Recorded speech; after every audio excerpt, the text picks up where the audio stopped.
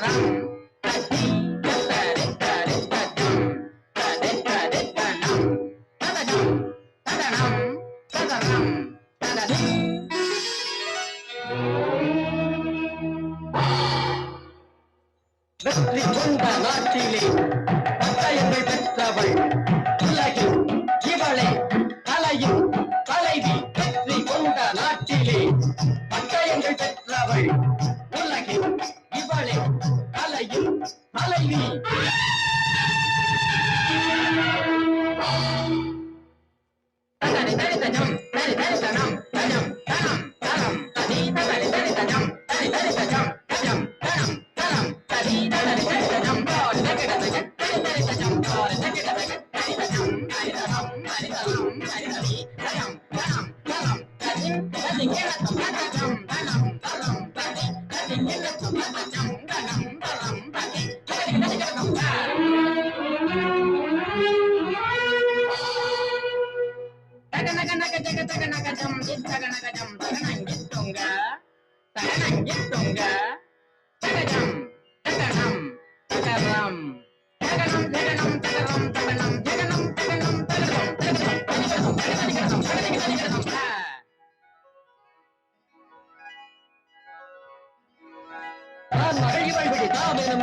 பாண்டிக்கொடியும் உயர்வானில் வளரும் இடமும் வளமும் மலரும் குரு பருவம் தமதென்புல உம்மலை என் முடியில் படரும் புரிதலும் போய்தரும் தகதி தகதி தகிட தகதி தகதி தகிட தகதி தகதி தகிட